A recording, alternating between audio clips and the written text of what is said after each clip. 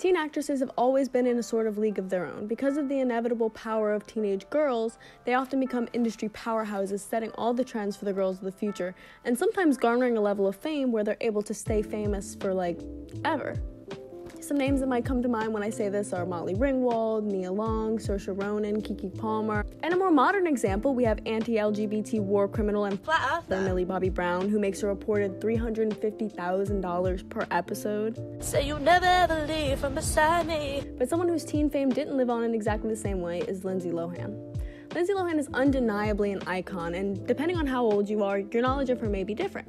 I certainly did not know most of the stuff I found out to make this video. At the peak of Lindsay's fame, I would have been 4 to 7 years old, so I knew there was drama, but I had no clue what was actually happening. Once again, I want to say I would not know any of this without Pop Culture Died in 2009 on Tumblr, Do You Remember This, which is a podcast, and The Wayback Machine. So if you're like me and you love hearing about old celebrity drama, I would suggest looking into all of those, particularly Pop Culture Died in 2009, because it's a literal treasure chest. He remembers everything, it seems like. I was busy at this time, filling my young plastic brain with videos like this. But I'm getting ahead of myself, so let's go back to 1986 in a faraway land called Merrick, Long Island, where former rockette Dina and her husband, Wall Street trader Michael Lohan, were getting ready to have their first daughter, Lindsay Lohan. Around the time Lindsay was 3, her father, Michael, was sentenced to prison for insider trading. I think I speak for all of us when I say I am so shocked that a man on Wall Street wasn't following the law. Around this time, Dina and Michael split up. Michael had a child during the split who never comes up, but I think it's important to mention. And they did end up getting back together, but I say all of this just to say that home life wasn't great. But besides that, Dina had Lindsay in modeling from a very early age. Her siblings, Allie and Dakota, were also into modeling as children, so it seems quite clear to me that Dina really wanted her children to be successful in entertainment in some fashion. Lindsay had signed a Ford modeling agency as their first redhead, and from that point she did a lot of commercial work. She was in Calvin Klein ads, Abercrombie & Fitch bags, did a Jell-O ad with Bill Cosby, and eventually she got a recurring role in the soap opera Another World.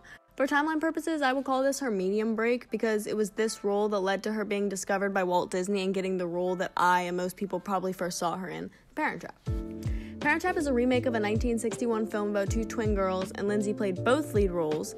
Not only did she take home a big fat bag, but her performance wowed. She impressed the cast, the crew, industry professionals, critics, and especially me because as a kid I definitely thought that there was twins playing that role. The success from this role even got her a lead role on Bette Midler's show. I'm playing the young version of Bette Midler, which she eventually opted out of in favor of going back to school to be a normal kid. But the point is, Parent Trap proved she was cut out for acting, and everyone wanted a piece of that child acting gold, okay? But no gold for them, because Lindsay moved back home, and life in Long Island wasn't great.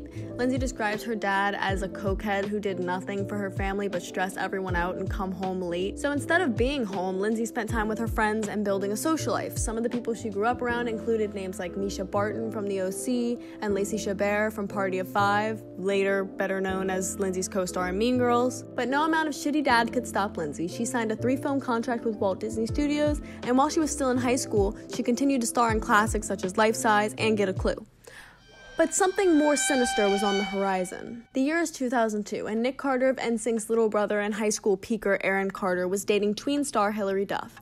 But after attending Lindsay's Sweet 16, he decided that Hilary just didn't have the sauce like that, and he decided to get with Lindsay instead, thus igniting the famous Lohan-Duff feud. Lindsay started filming her 3rd Disney classic in 2002, Freaky Friday. She co-stars with teen hunk Chad Michael Murray, which is important, remember this. This movie's a big career moment for her. The role requires her to sing and play guitar, which she did, and she contributed a song to the soundtrack called Ultimate, which absolutely smashed it on Radio Disney charts. And after that, she signs a record deal with Gloria Estefan, and she announces on her website that she wants to release a studio album. Okay, enough career, back to the drama. So in April of 2003, Nick and Lindsay break up, and he goes crawling back to Hilary, and she takes him back. In July, Lindsay and Hilary are both shooting the cover of Vanity Fair with all the other on and popping young stars of the time. This includes Amanda Bynes, Mary-Kate and Ashley Olsen, Mandy Moore, Alexis Bledel, Raven Simone, and Evan Rachel Wood. But Hilary shows up with Aaron. I'm about to beat this bitch up. And this absolutely slaughtered the vibe. And according to sources, they had to put the photo shoot on pause for several hours because allegedly,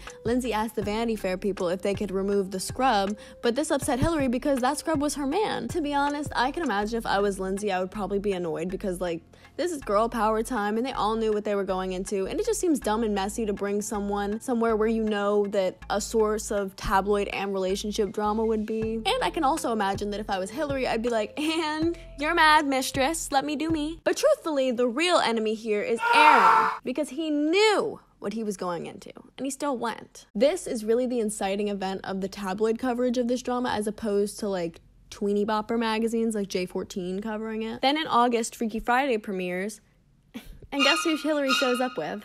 Did you guess Aaron? Chad Michael Murray. Lindsay's first on-screen kiss, Chad Michael Murray. And this was war. At least as far as the tabloids were concerned, it was, and that makes it canon. At the end of the year, Lindsay pulls an Uno reverse card and shows up at Hillary's red carpet for Cheaper by the Dozen. I don't know if you could really call it hers when she's one of 12 co-stars, but allegedly, Hillary or Hillary's mom, it's unclear which, if either happened, but one of them tried to have her kicked out, but she stayed. Later, when Hillary gets cast in a Cinderella story with Chad Michael Murray, Lindsay allegedly calls him up to talk shit, which causes more drama, and then Hillary releases a song called Hater, and then the drama dies down with Hillary kind of having the last word.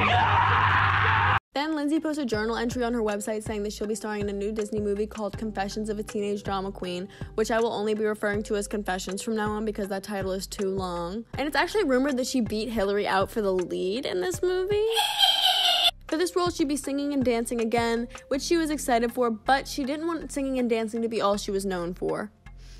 If only. And she also confirmed that she would be releasing a hip-hop/rock album the next year. In February, Confessions is released, and the song Lindsay wrote for it was on the radio Disney charts just slaying away. The movie outdid expectations for a teeny bopper film. Critics still said Lindsay would have a lot of work to do to make up for it, but regardless, it showed that she still had major potential. In 2004, we see Lindsay really boom. She's getting a lot more press, not necessarily paparazzi, which she is getting, but she's doing a lot more interviews and promotional material, and still getting coverage for her beef with Hillary, because if there's one thing the world will never get enough of, it's pitting two talented women against each other. And this brings me to her MTV diary at spring break in Cancun. Now, there are several things wrong with this MTV diary, almost all of them having to do with ignorance, so I won't spend too much time on it because it's not integral to really any of the points that I need to make, but I watched it and I felt like it was certainly worth mentioning. So there's just one part where she's literally puzzled that her cab driver in Mexico doesn't speak English, and it's just really Do you speak French? stupid. I think that's the word. The only thing I knew how to say was no habla español. On another note, there's a part where her and her girlfriends are singing along to Hillary's song Come Clean, aka the Laguna Beach theme song, and I don't know, you watch and tell me.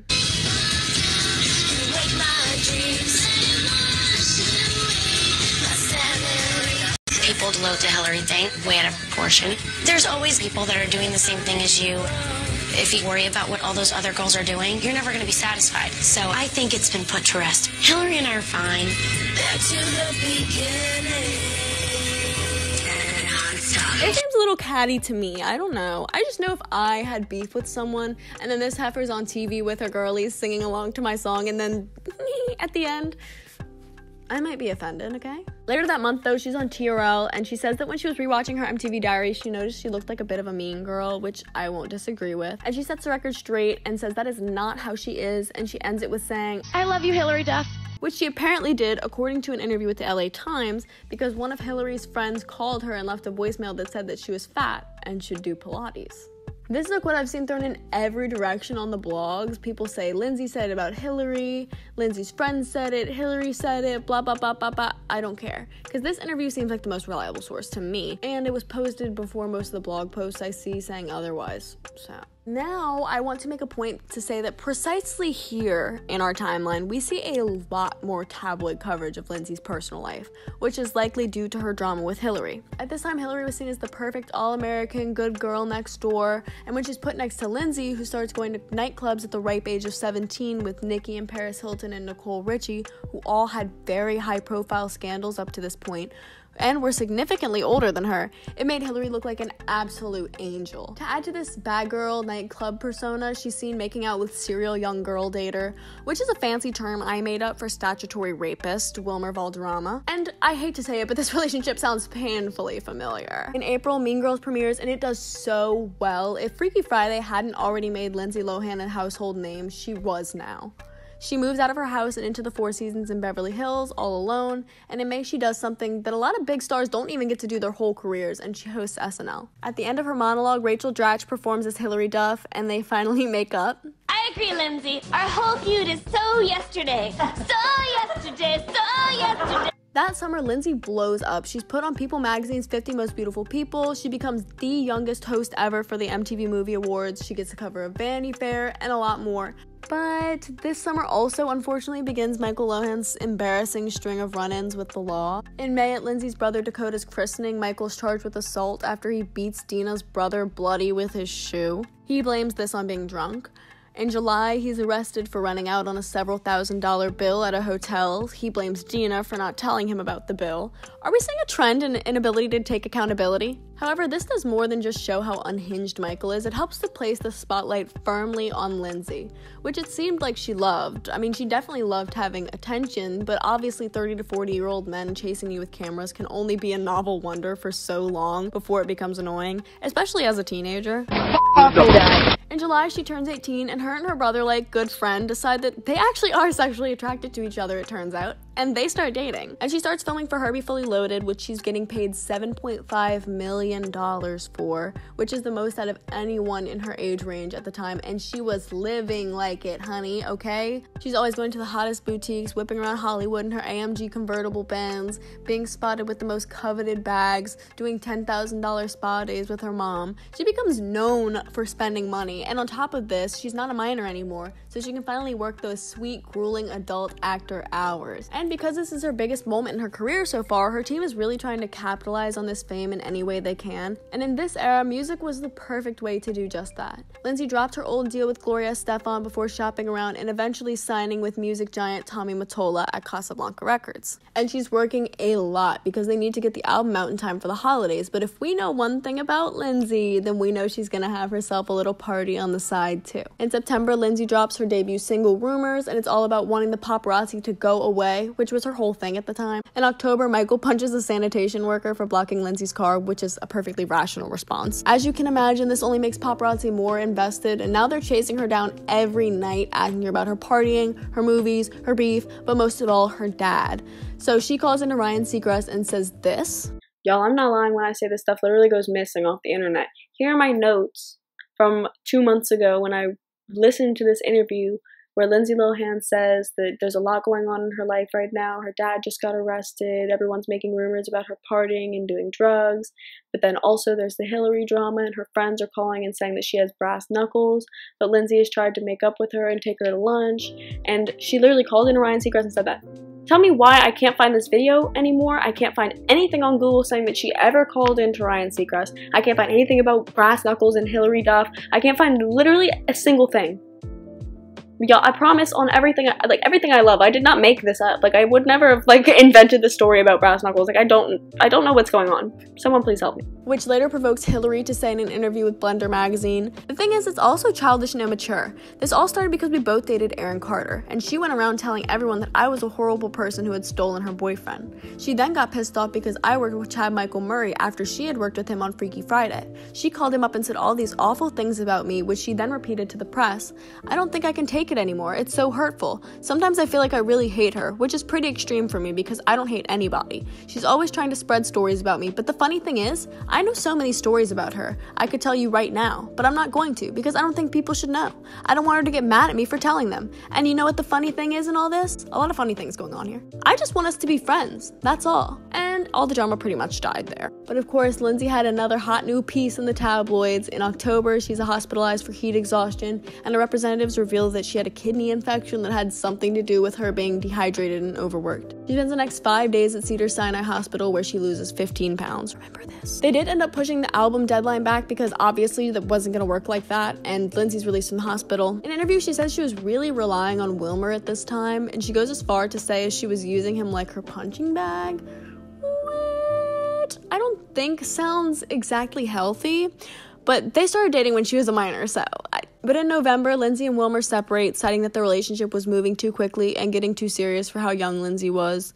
And it's important to note that they were already seen shopping for engagement rings or promise rings, whatever. And Lindsay already bought Wilmer a Mercedes, allegedly, for Christmas, so it just sucks, obviously. Then word on the street is that he gets with our favorite lip syncer / hoedown leader, Ashley Simpson. So Lindsay starts talking that talk again. Act like you wouldn't. During Thanksgiving break, we get another scandal that helps further Lindsay's bad girl image. While she's home with her friends from high school, it seems that she may have indulged in some cannabis use. But we would never have known this if it weren't for one of her friends posting photos of them in a car full of smoke on a public picture trail account for the world to see, which was eventually posted on College Humor, where the world did see it. After Thanksgiving, Lindsay flies to New York, where she parties off her breakup blues with Paris Hilton and Bijou Phillips. Side note, there's a literal lost video of Paris Hilton from her storage lockers saying, "Who wants to go to a party with Bijou Phillips and Corey Feldman? What losers? They're so pathetic. It's so lame." It's literally missing from the internet, but just know that that existed, and that's hilarious to me. In December, her first album, Speak, is released, and all is right in the world. There's even a single about her breakup with Wilmer, and the girlies love it. She does have a minor lip-syncing fail on Good Morning America, but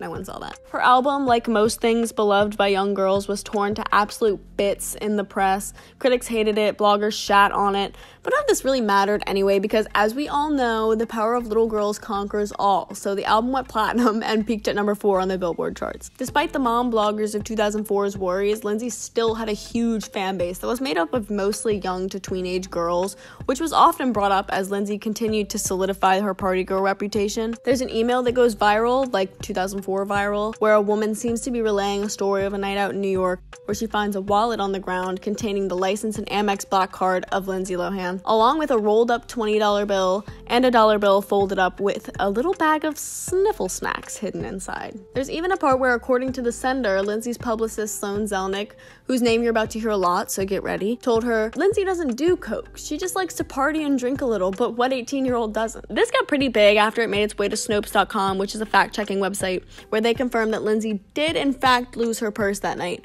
but there's no way of knowing whether or not the email had been altered at some point in its forwarding to include the bit about the cocaine and talking to Sloan and the tabloids, but I am inclined to believe that it's true. But besides constant tabloid drama, Lindsay's living the dream at this point. She's literally the picture of coveted teen lifestyle in the early 2000s.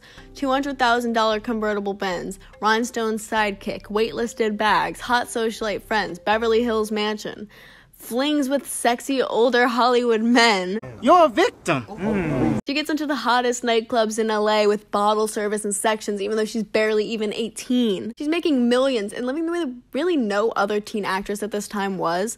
And I think I'm safe in saying that in hindsight, this was probably Lindsay's peak, which is insane because at this time it really seemed like it was only the beginning of a long career. But as we know, not all that glitters is gold, and if there was anything the tabloids wanted to eat up on, it was a Disney kid gone wrong story, and Lindsay was starting to fall perfectly into that narrative. She posed naked for Entertainment Weekly, she was being photographed with scandalous stars all of the time, and in 2005 we see a serious spike in gossip blogs and magazines that want a piece of that Lindsay. We're seeing the beginnings of huge tabloids like Perez Hilton, TMZ, Delisted, Defamer, and a million other small blogs dedicated to Hollywood's teens and their drama. A really popular way to report stories at this time was blind items, and I'm sure you can guess all of Lindsay's were about her doing coke. So there seemed to be a general consensus among the world that Lindsay was in fact doing coke, and she was hanging out with the notorious cokeheads of the socialite scene, so there's really no denying it, even though she still says she's only done it like 5 times. Coincidentally, like most times Lindsay's scrutinized in the media, Michael had just been arrested again, this time for a DUI that gets him in jail. Then Dina finally divorces him. Remember this wreck he got in though, because I'm gonna bring it up later? He also sues Lindsay at this time for a portion of her movie earnings because stealing from investors isn't enough. He needs some from his daughter too. Career-wise, Lindsay just started filming her new movie, Just My Luck, in New York and New Orleans in the spring. And for those of you who don't know, that's Mardi Gras season in New Orleans, so who's really to blame here? I mean, but when she's in New Orleans, she's seen at all the bars, from the shitty college dive bars to the big fabulous gay bars. She did it all, and of course she was photographed in action. But if you thought she was just gonna get away with it like that, you're wrong, because the tabloids caught up fast. The local newspaper in New Orleans, the Times-Picayune, reported about Lindsay's partying and on-set misbehavior, calling her a hungover, tantrum-hurling, no-show diva at the tender age of 18, which did not look good for Lindsay. For the record, this is all alleged. Dina says she obviously wasn't causing any stir-ups on set because Dana was there and she would have known. And that drink? In that picture, that's a cranberry and soda, nice try. Meanwhile, Lindsay's friends, Paris and Nicole, who she later claims were never really her friends, but they were just doing press and stuff, they are having their famous fallout where Nicole allegedly plays the One Night in Paris tape at Nikki's watch party for SNL. After all this, we see Lindsay with Nicole all the time, and she's photographed with Paris, I think, 2 times that whole year, so we can see the side she's on. Also, in the eventful month of February 2005, we see Paris' sidekick hacked, thanks to her very weak password, Tinkerbell. Aside from nudes and photos of her and Lindsay doing strictly business and press, we get texts, including ones between Lindsay and Paris. One from December refers to Ashley Simpson winning an Artist of the Year award and getting no applause, to which Lindsay replies, "Have someone set her up doing coke." Another one from January details Lindsay's account of Jessica Simpson totally doing coke at the bathroom in Shore Club. That spring, Lindsay does something very bold, very controversial, and she bleaches her hair. She also starts being seen with Laguna Beach's very own high school dropout, Talon. During this time, Kristen Cavallari and her friend Alex, who were also on Laguna Beach, they went up to LA to go hang out with him. Kristen was sleeping in his bed, which she says they didn't do anything and they were fully clothed. And Lindsay broke into his house with her girl gang and saw this and was pissed. I would argue rightfully so. And she goes upstairs and starts breaking glasses and causing a little bit of chaos. Kristen ended up telling the story in Rolling Stone magazine, which obviously did not fare well for Lindsay's image. While this is all typical Lindsay tabloid drama, that summer things became more serious, and in hindsight, this was the beginning of the end. We get the first glimpses of Lindsay being shockingly thin, and this is where I need to cue the career-ending music. She then doxes her. Police break down the door of their apartment. Neighbors call them, hearing Lindsay scream. Smack cam!